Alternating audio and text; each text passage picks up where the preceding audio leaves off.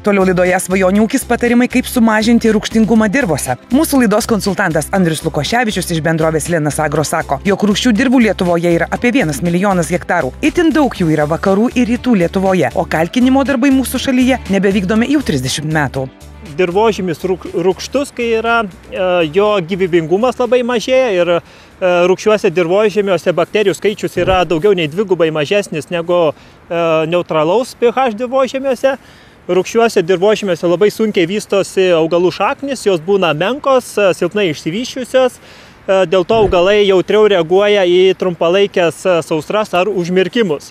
Rūgščiuose dirvose daugiau atsipalaiduoja judraus aliuminio, kuris yra nuodingas augalams, ir visų šitų faktorių įtakoje pasidaro silpni augalai ir dėl to nukenčia pasėlių derlingumas. Dėl to laukus reikia kalkinti, o jau pirmais metais po kalkinimo dirvožemio mitybinė terpė pasidaro palankesnė augalų augimui. Todėl augalų šaknys būna masyvesnės, geriau išsivysčiusios, augalai yra atsparesni nepalankioms augimo sąlygoms, augalai yra atsparesni ir ligų išplitimui. Pakalkinus, iš tikrųjų, tas mineralinių medžiagų įsavinimas ir tręšimas mineralinėmis trąšomis tampa ženkliai efektyvesnis ir ta grąža būtent augalininkystės verslo yra ženkliai didesnė.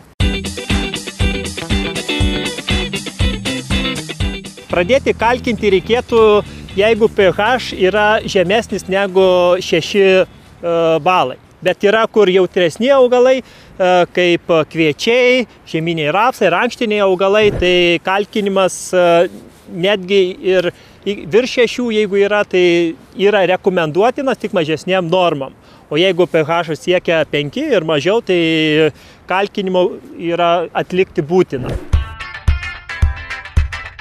Bandymais nustatyta, kad kalkinant galima gauti apie 10% derliaus priedą jau pirmaisiais metais ir tai atperka kalkinimo išlaidas. Nuo praėjusių metų akcinė bendrovė Linas Agro jau siūlo kalkakmenio kalkinimo priemonę. Tai būtų smulkintas kalkakmenis, kurio frakcija yra nuo 1 mm iki 7. Jo norma yra naudojama maždaug 4-5 tonos į hektarą. Jo efektas trunka iki 7 metų ir kartu siūlome granuliuotą kalkakmenį, kuris yra labai smulkios frakcijos, bet kadangi yra sugranuliuotas, jį yra labai lengva paskleisti trąšų barstyklėmis, nereikia jokių papildomų priemonių. Lankomės Klaipėdos rajone pas ūkininką Romą Orenių, kuris tik šįmet pradėjo naudoti kalkakmenį žieminiuose kviečiuose ir prieš sėją bėrė tiesiai ant arimo. Turim daug lengvų žemių, jos pakankamai rūgščios, 4,5-5 balai.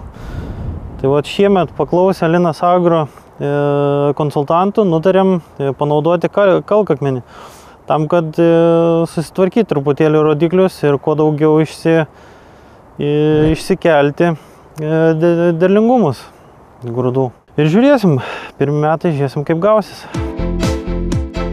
Plungės rajono ūkininkas Marijus Stančikas sako, kad kasmet 300 hektarų ūkyje žada kalkinti po maždaug 20 hektarų. Poveikis po kalkinimo matosi jau tais pačiais metais, sako ūkininkas. Kalkakmenį pradėjom naudoti kažkur prieš metus. Dėl ko naudojam dėl to, kad rūgštus dirvožėmis ir pradėjo augalai tiesiog nebeaugti. Panaudojus smulkintą kalkakmenį pastebėjom efektą praktiškai po panaudojim kokį 2-3 mėnesiai. Pasėliai pasidarė vienodi, nebesunykę, spalva viską vientisą, reiškia efektas yra. Pakalkintose žemėse nesiskyrė praktiškai nuo gerų dirvožemių, praktiškai tokie patys derliai buvo.